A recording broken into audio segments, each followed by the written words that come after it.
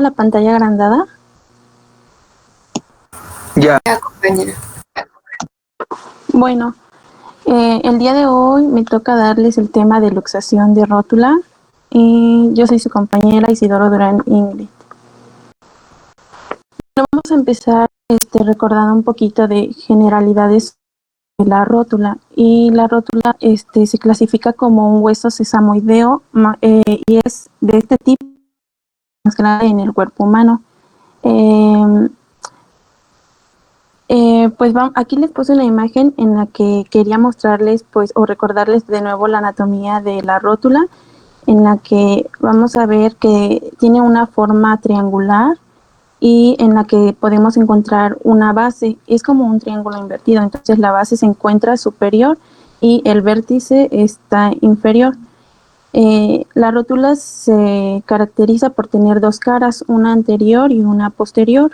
La posterior es una cara articular y forma parte pues de la articulación como tal de la rodilla. Algunas características de la cara anterior es que es rugosa y en comparación con la cara posterior es lisa y es la que se articula con la tróclea femoral. También es importante decir que tiene dos bordes, uno lateral y uno medial, porque esto más adelante vamos a ver alguna clasificación y es bueno recordarlo.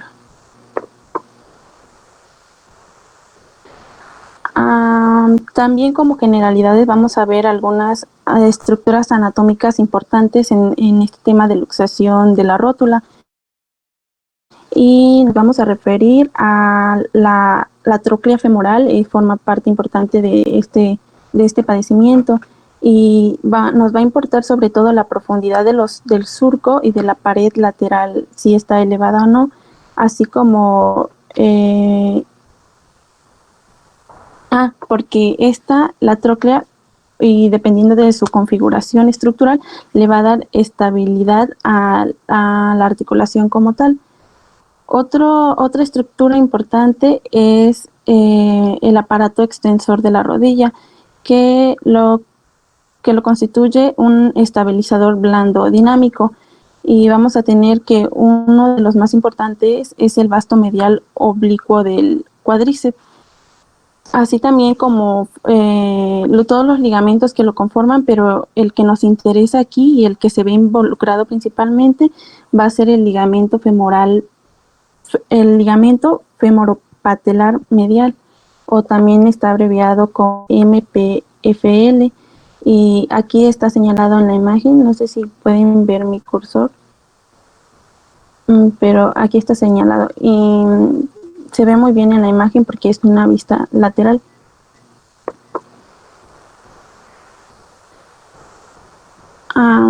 En esta otra imagen les puse más que nada los tendones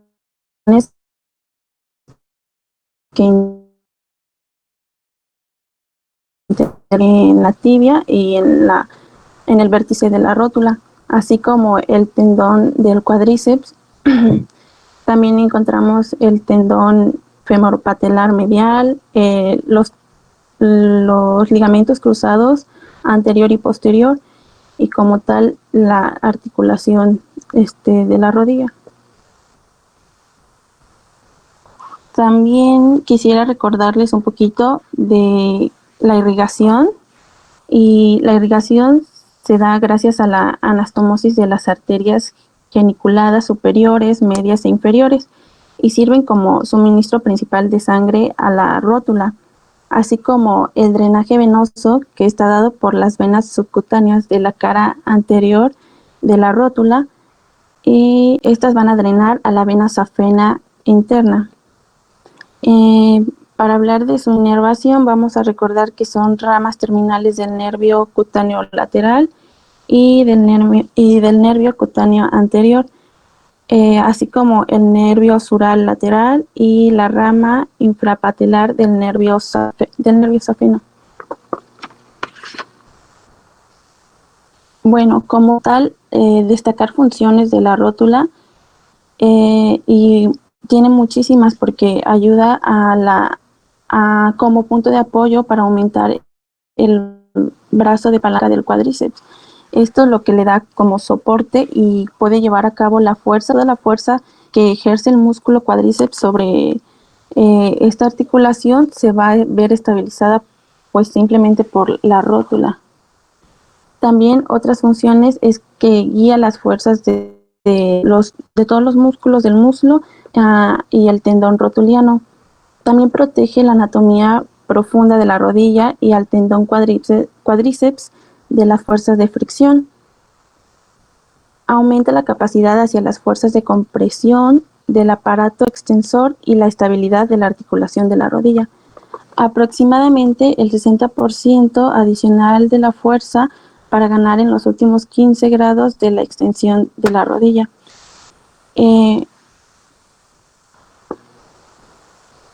Como tal, ya entrando a la patología que es la luxación de la rótula, vamos a hablar sobre su epidemiología. Y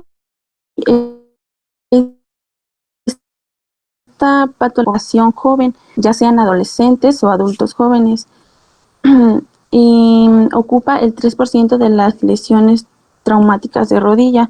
No es muy común, pero sí se presenta.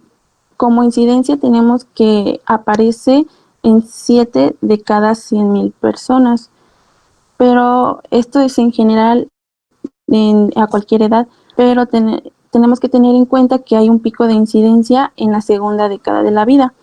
Se presenta más en estas etapas. Principalmente se da en personas deportistas. Se dice que mucho se da en los futbolistas por patear el balón y pisaron mal y aplicaron mucha fuerza. Entonces, antes se creía o se decía que los hombres eran los principales afectados, pero ahora como las mujeres también ya tienen cavidad en el ámbito deportivo, pues ahora predomina un poco más el sexo femenino en este tipo de lesiones. Para que se produzca una luxación de la rótula, nos vamos a encontrar con una lista de factores predisponentes y que tenemos que tener siempre en cuenta porque a veces hay personas que no les ocurre, no, a veces les ha ocurrido varias veces en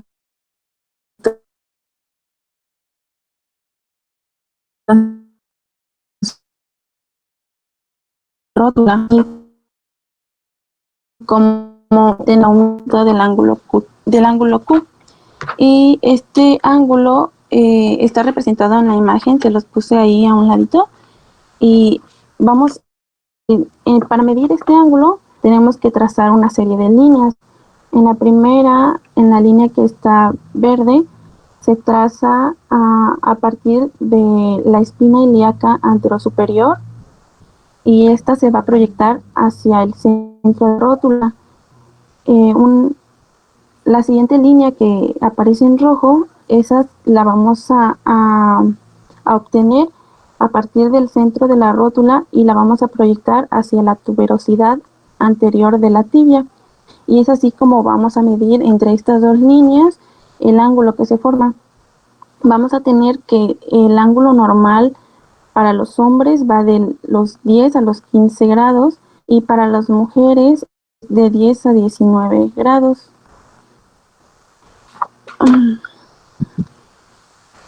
También otro factor predisponente es la rotación tibial externa excesiva, así como el genus valgus. Y aquí tenemos que tomar en cuenta que una mujer está más predisponente a tener genus valgus y eso también la va a hacer más predisponente a tener luxaciones. Como las mujeres tenemos la cadera más ancha, pues entonces este ángulo se ve distorsionado y entonces nos predispone a tener un genus valgus. Otro factor predisponente es la rotación interna del fémur, una alta, la cavidad troclear insuficiente del cóndilo lateral, una atrofia del vasto medial, insuficiencia de los ligamentos patelofemorales mediales, un genus rectubatum y una hipermotilidad patelar. Todos estos factores predisponentes van a conllevar a un aumento de la desviación del valgo y la rotación externa de la rodilla, y todo ello va a hacer que se pueda presentar una lesión más fácil, con una fuerza pues grande, y lo va a poder predisponer a la luxación de la rótula.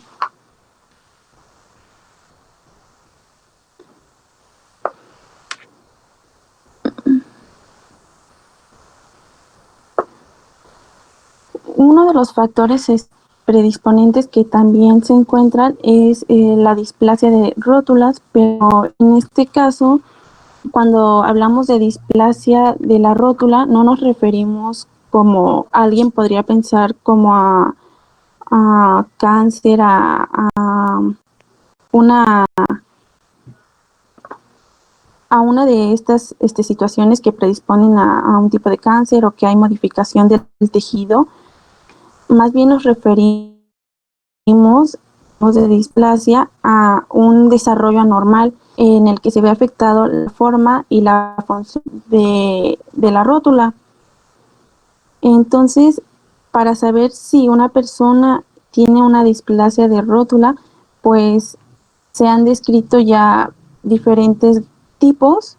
Tenemos aquí una descripción de Weber en la que nos muestra diferentes tipos de rótulas, y según el tipo y la morfología que tiene, pues lo va a hacer más predisponente a tener alguno de estas lesiones.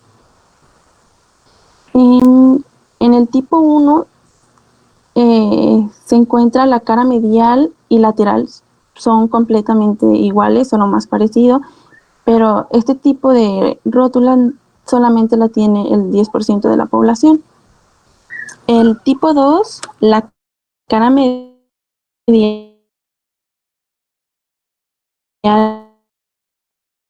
este es el principal tipo de rótula que tiene la población en general y se encuentra en un 65%. El tipo 3, en este tipo la cara medial es más pequeña y convexa, y este tipo de rótula aparece en un 27% de la población. El tipo 4, la cara medial está ausente o casi ausente, casi no se nota.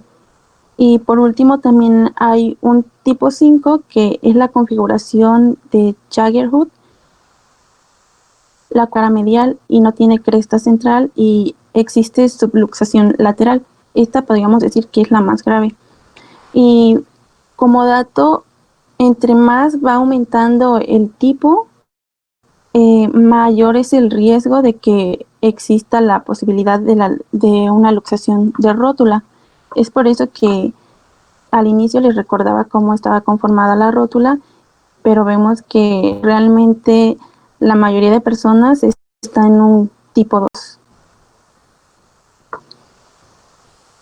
Aquí les puse otra tabla de factores que favorecen a la luxación, y en este caso la divide en factores óseos y factores de partes blandas.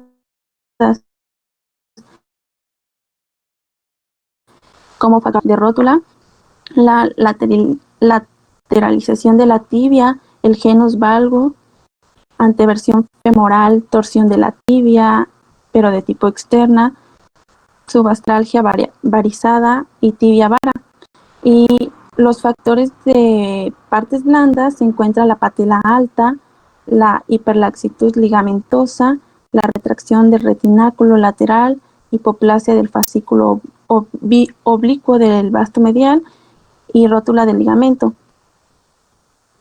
Esta última es una de las más importantes y que tenemos que tener cuidado, porque para el tratamiento pues se tiene que reparar el ligamento, y el principal que se ve afectado aquí es el femoropatelar medial. Ahora bien, vamos a hablar del mecanismo de producción, y este tipo de lesión se va a causar por movimientos de rotaciones asociados simultáneamente a la contracción del cuádriceps. Los pacientes que tienen factores predisponentes, pues va a ser más fácil y va a ser con una carga de fuerza tal vez un poco menor que una persona normal. Entonces, algo que siempre se va a encontrar es una torsión de la rodilla y flexión, además de estar en tipo valgo. También esta fuerza puede ser de tipo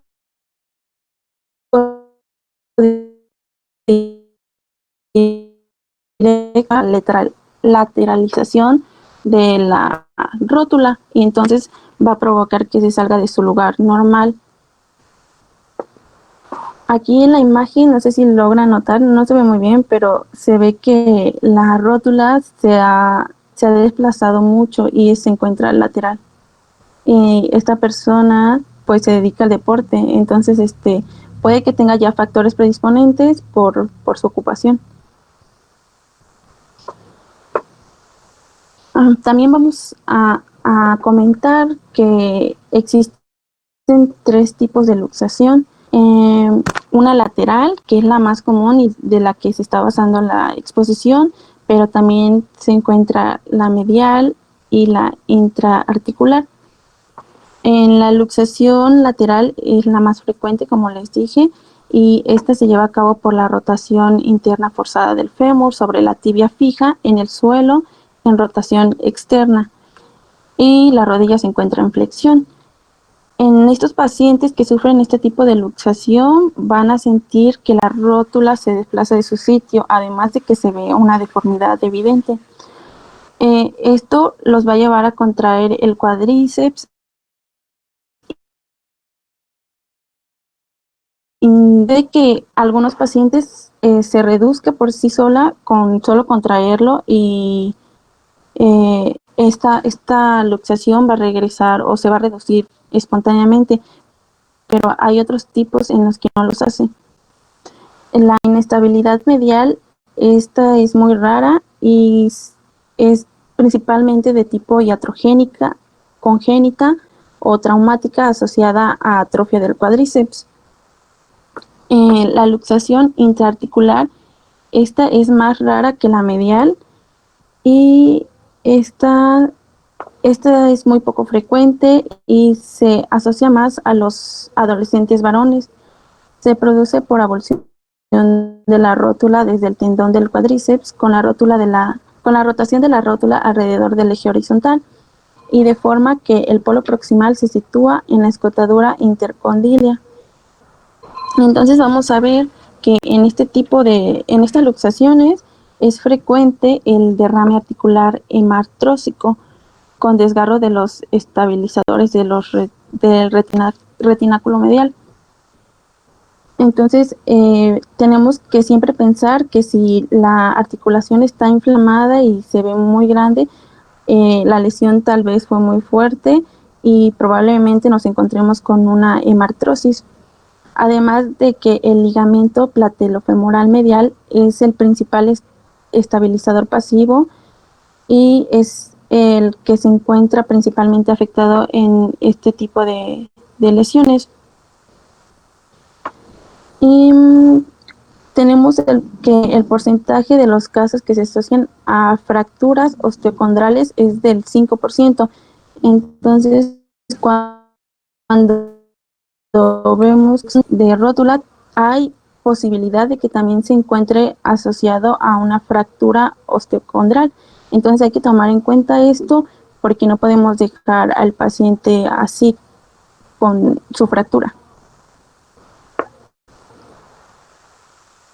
Vamos a ver que el paciente cuando se encuentra en la agudización de la luxación, pues se va a caer al suelo porque pierde la estabilidad.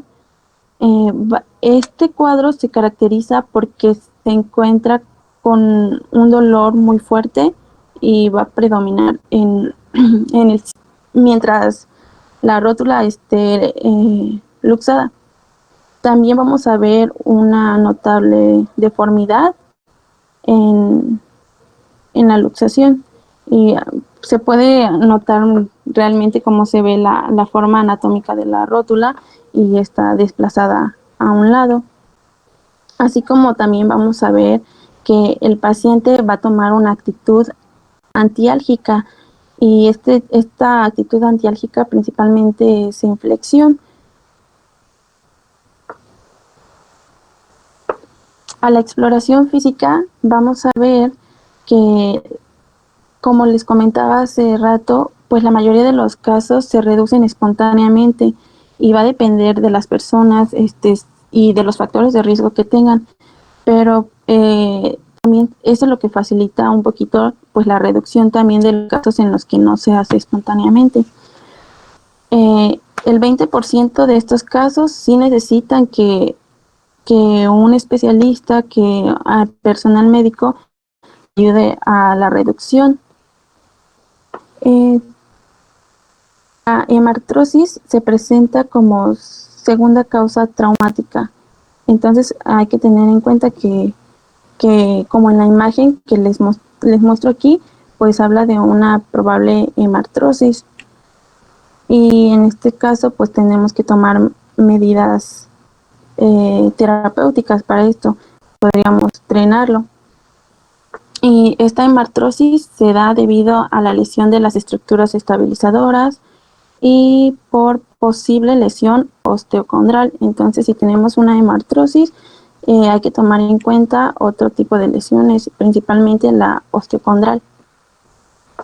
Para el diagnóstico, pues ya vimos que el paciente va a referir dolor intenso localizado en el lado medial y él se va a encontrar en posición de flexión porque esa actitud o esa posición le ayuda a minorizar un poquito el dolor. A la inspección nosotros vamos a encontrar un aumento de volumen marcado, especialmente del retináculo medial, al igual que la limitación marcada de la movilidad.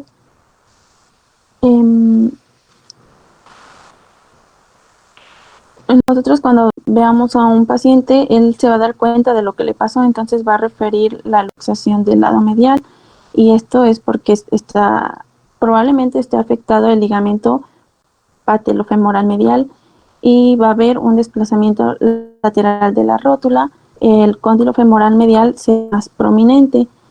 Aquí de nuevo es importante medir el ángulo Q porque esto nos ayudará a saber si el paciente está predispuesto a este tipo de lesiones. A la palpación vamos a constatar la posición anormal de la rótula. En caso de acudir el paciente con la luxación, además del dolor, el paciente pues se va a dar cuenta, a menos que ya haya mucha inflamación, puede ser que no lo note o que esté confundido, pero nosotros lo podemos ver con solo la inspección y entonces lo vamos a confirmar igualmente a la palpación. Aquí podemos aplicar una maniobra que se llama la maniobra de Fairbank o mejor conocida como aprehensión. La prueba de aprehensión consiste en que el paciente esté en decúbito dorsal o supino con la rodilla flexionada entre 30 y 45 grados. El explorador va a empujar la rótula lentamente hacia el exterior y cuando nosotros intentemos hacer esto, empujar la rótula, pues va a aumentar la ansiedad al paciente porque él siente mucho dolor. Entonces, si esta va a ser positiva cuando el paciente refiera dolor y pues aumente su ansiedad porque nosotros vamos a manipular la rótula. En los estudios de imagen, primero lo más recomendable es iniciar por las radiografías y aquí vamos a tener 3 tipos de vistas que nos van a servir para valorar a estos pacientes. En esto se encuentra la vista AP, la lateral y la axial. En la vista AP nos va a permitir observar la configuración de la rótula. En la vista lateral nos permite determinar la altura de la rótula, la presencia de fracturas y los cambios osteoartríticos de la articulación. Aquí cuando tenemos una una radiografía lateral, podemos calcular la altura. Aquí les puse que nos ayuda a calcular la altura y esta es la mejor vista para calcular la altura de la rótula, que si recuerdan al inicio es un factor predisponente. Entonces tenemos varios mecanismos por los que podemos calcular la altura de la rótula y estos, aquí les muestro tres. El Brumesant, esta con una raya lateral vamos a tener la rodilla en 30 grados de flexión y se traza la línea por la escotadura intercondílea y el borde inferior de la rótula debe tocar esa línea, entonces será normal. Otro método puede ser el Insal-Salvati y este toma en cuenta el anterior. Entonces, este es bueno porque valora el grado de magnitud de la radiografía y la variación de los grados de flexión de ambas rodillas. Y esta medición es una medición entre la longitud del tendón rotuliano y la rótula. Y lo normal va a ser que este mida de 0.02 con una variación de 0.13. También tenemos otro método que podemos utilizar y este método es el índice Blackburn y Pearl, y este va a tener una proporción de 1:1 con más o menos 20%. Este se dice que es más efectivo que el Insal y Salvati. Aquí encontré una radiografía de cómo podemos medir la altura de la rótula. También en la exploración podemos hacer podemos pedir al paciente que esté sentada y le vamos a pedir que la pierna la estire. Entonces podemos ver desde la exploración si la rótula se ve anómala y alta a la normalidad, pero lo ideal sería usar las radiografías. También está la vista axial y en esta vista axial nos va a permitir determinar la presencia de fracturas osteocondrales. Esta es la mejor vista para si nosotros sospechamos de fracturas y que también debemos descartarlas, pues esta es la vista que debemos tomar en cuenta. Vamos a ver también la posición de la rótula con respecto a la tróclea, lo cual es muy importante para la evaluación de las afecciones patelofemorales. Y vamos a ver que en también hay varios ángulos que debemos medir en este tipo de vista. Entre ellos está el ángulo del surco, el ángulo de congruencia, el ángulo patelofemoral lateral y el índice patelar. Aquí les describo cada uno de ellos y vamos a ver que el ángulo del surco son dos líneas que se originan en el borde anterior de ambos cóndilos, medial y lateral, en donde con estas líneas se mide el ángulo y generalmente es de 138 más menos 6 grados.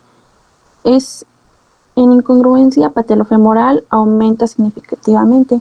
Entonces aquí vemos cómo se trazan estas líneas en la primera imagen que corresponde al ángulo del surco y pues se va a medir este ángulo de los dos cóndilos.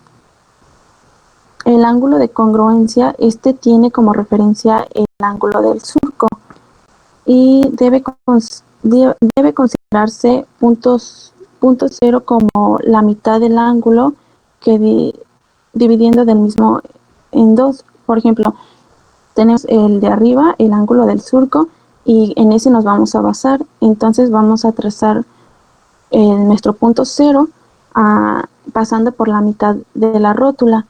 Y aquí se va a formar un ángulo conocido como el de congruencia, que generalmente es menor de 6 grados.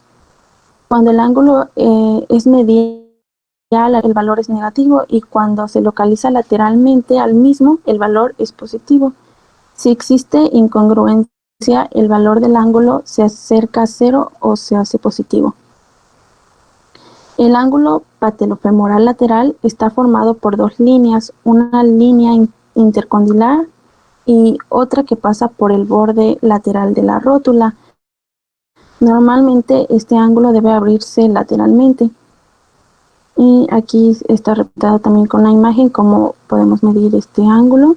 Y ahora el índice patelar, va a medir la distancia M, que es medial, y la distancia M va a ser medida a partir de dos puntos, los puntos más cercanos de la rótula y el cóndilo medial.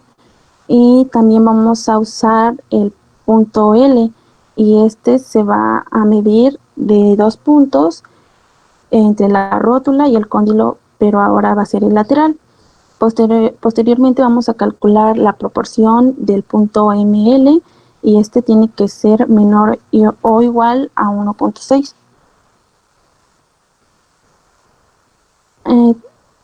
También vamos a ver que hay diferentes proyecciones axiales y esto va a depender de las necesidades o lo que queremos explorar.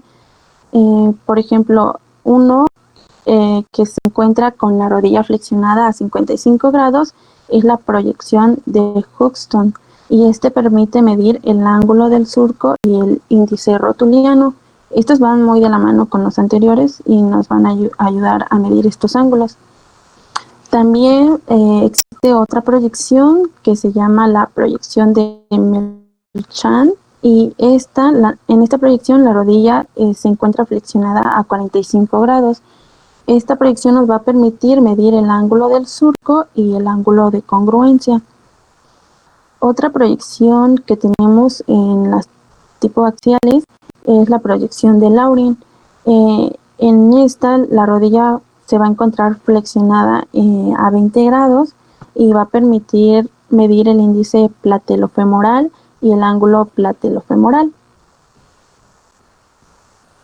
También nosotros nos podemos valer del uso de la tomografía axial computarizada, y vamos a ver que tiene muchas ventajas. Una de ellas es que la TAC es muy útil para determinar la incongruencia platelofemoral. También otra ventaja es que a comparación de la radiografía simple, esta no se distorsiona. También va a tener puntos de referencia más exactos para realizar las mediciones y nos permite identificar más claramente la lateralización del tubérculo tibial, midiendo la distancia entre este tubérculo y el surco troclear.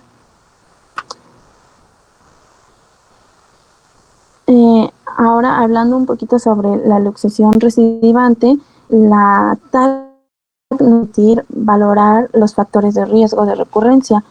Por ejemplo, la anteversión femoral, la torsión tibia y la displasia troclear. Otro método de imagen que podemos hacer uso de él es la resonancia magnética nuclear, que permite detectar las lesiones de las partes blandas, especialmente las del retináculo medial de la rodilla, y también podemos ver los daños de la superficie articular. El tratamiento de la luxación se va a dividir en dos: el tratamiento quirúrgico y el tratamiento convencional. Primero que nada vamos a administrar analgesia o pseudoanalgesia para llevar a cabo la reducción. No podemos dejar así al paciente y tenemos que reducir, si no ha reducido espontáneamente, porque la mayoría de los casos sí lo hace. Y esto se va a llevar a cabo por mecanismos de extensión progresiva de la extremidad mientras se empuja medialmente la rótula.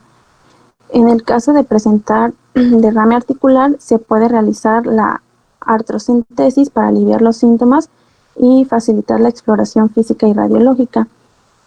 Aquí en la imagen les muestra cómo debe realizarse la reducción de la luxación. y se ve la maniobra. Como al inicio el paciente va a tener nada la pierna, pero nosotros tenemos gradualmente extendiéndola, y esto va a llevar a que la rótula, con ayuda de nuestras manos, llegar a la posición que pertenece. El tratamiento se basa en la inmovilización compresiva, y esta va a tener una duración de 6 a 8 semanas. Puede ser por medio de un yeso o ortesis con rodilla en extensión. Si vemos que el paciente tiene hemartrosis, pues vamos a aliviar el dolor y aspirando la articulación, y después de eso se va a inmovilizar por un periodo que puede durar de 2 a 4 semanas. También le debemos pedir al paciente que camine con carga según su tolerancia. Puede que algunos pacientes usen muletas, y le vamos a pedir que no esté sin movimiento, porque eso puede ser un factor predisponente a que se vuelva a presentar una luxación de la rótula. Tenemos que ejercitar los músculos, y por ello le debemos pedir la deambulación.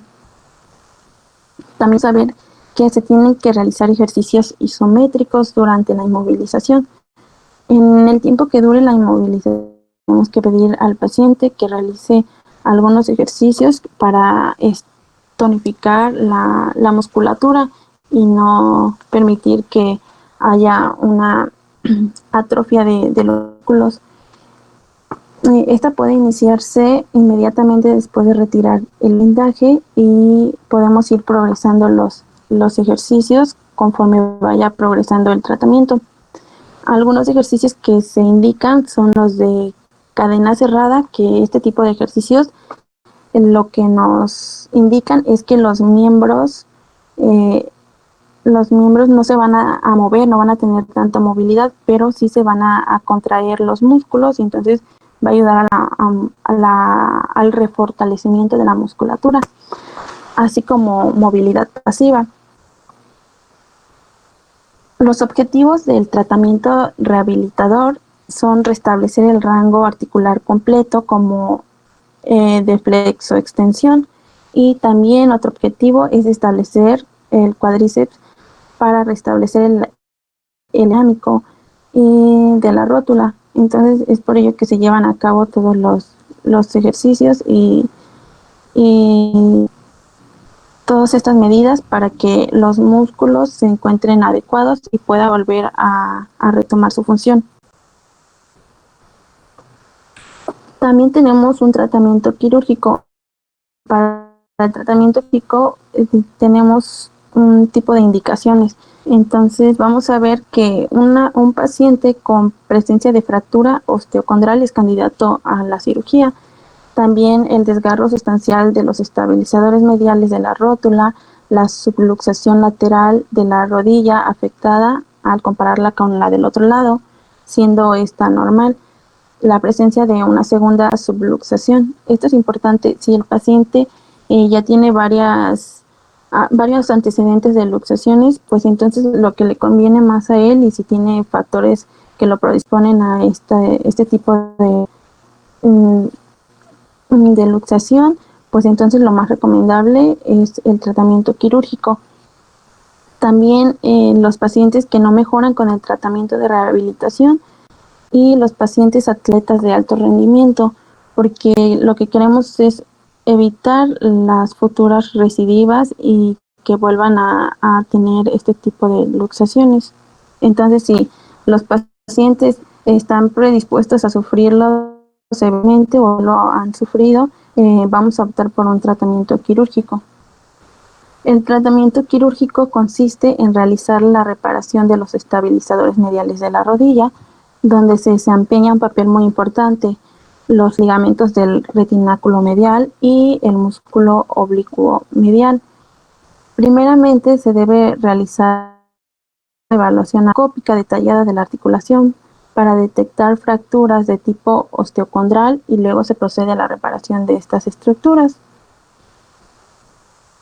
Puede ser una cirugía abierta o artroscópica, según se trate del tamaño y la localización de la lesión.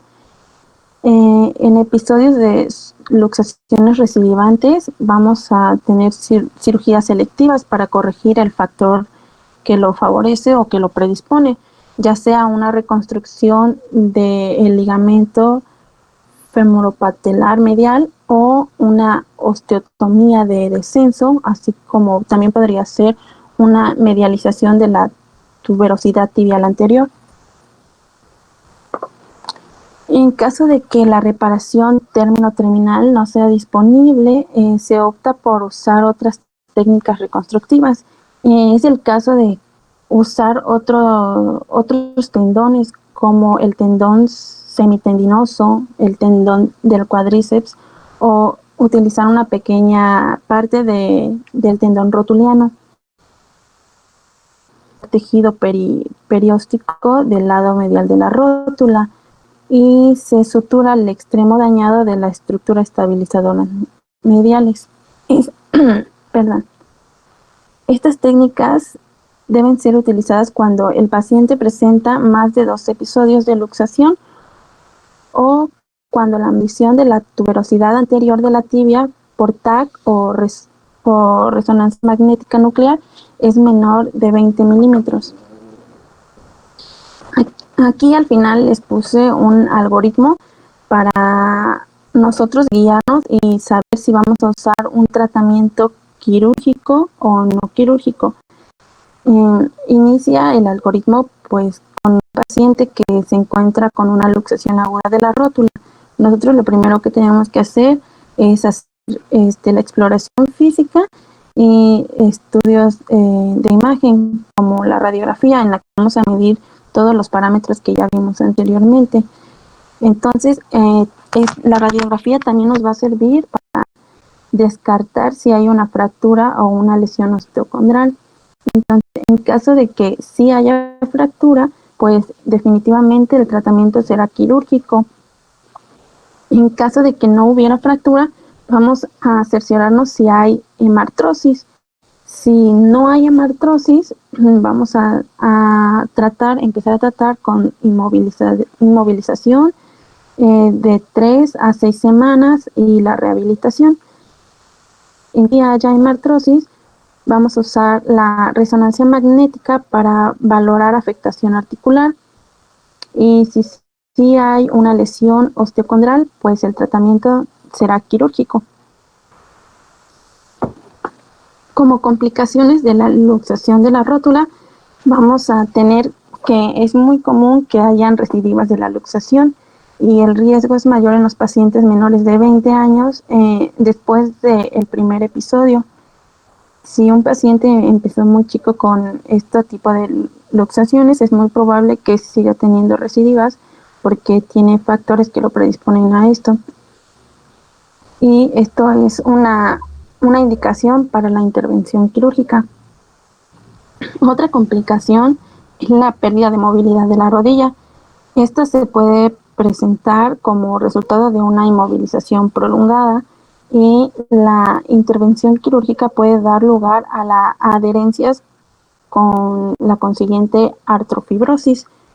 Esto indica la necesidad de realizar fisioterapia intensa para aumentar el tono del cuádriceps y mantener una alineación de la rótula y la movilidad de la rodilla. Es por eso que es importante recalcar al paciente que a pesar de que se tenga inmovilizado, pues va a tratar de hacer este tipo de ejercicios, primero isométricos y que no conlleven a mucho esfuerzo, pero que no se pierda el tono del músculo. Otra complicación es el dolor patelofemoral, que puede ser resultado de la rotura del retináculo en el momento de la luxación o de la existencia de lesiones condrales. Y eso sería todo.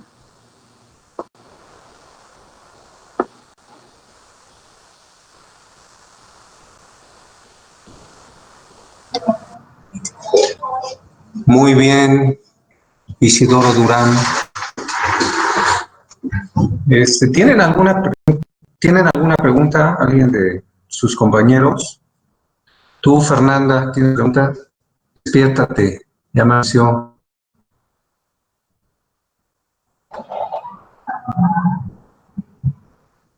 Yo, doctor. Fernanda Díaz. Sí, tú. No, Sí. no tengo ninguna pregunta. ¿No? ¿Por qué se les luxa más a las mujeres que a los hombres la rótula? Mencionaba la compañera que era por la cadera. Tendemos más a desarrollar un valgus valgus. Ok, Guarneros, Rubén. Oye, ¿qué tendría que ver la tróclea femoral con esto? Disculpe, no puedo contestar. Estabas durmiendo. Centeno, Andrea Centeno. Los pacientes con luxación de rótula recidivante, ¿qué papel juega ahí la tróclea femoral?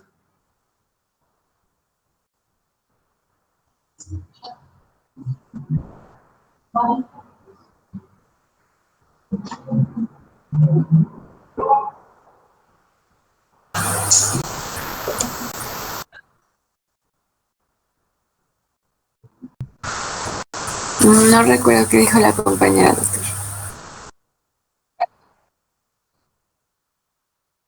Ok.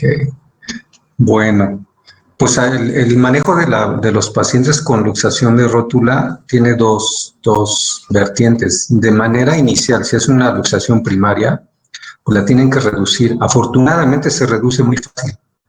Como ella presentó en un dibujo, solamente haces con la rodilla en flexión vas haciendo una pequeña extensión y la vas empujando y solita entra. Y muchas veces ya llega a urgencias ya en su lugar. Te dice el paciente que se le luxó y pues bueno, uno le cree, pero al llegar a urgencias ya está en su lugar.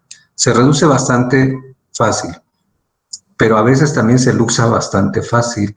Entonces hay que checar por qué se luxa y hay que hacer estudios de imagenología, radiografías, tomografías, resonancias y ver qué es lo que lo está causando. Y ya el tratamiento de una inestabilidad patelofemoral va a depender de las anomalías que presente el paciente.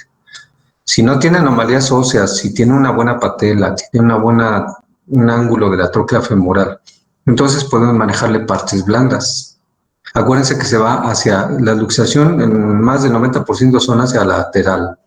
Entonces lo que tienes que hacer es reforzar la parte medial, lo que ella decía del complejo ligamentario medial.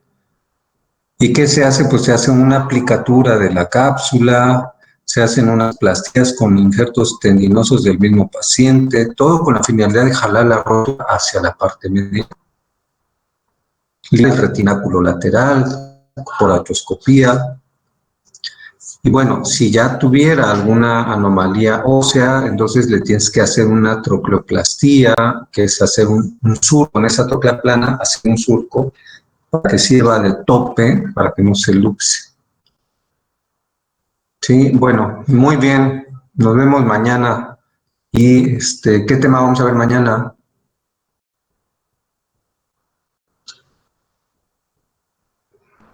Toca lesión del ligamento anterior cruzado, doctor.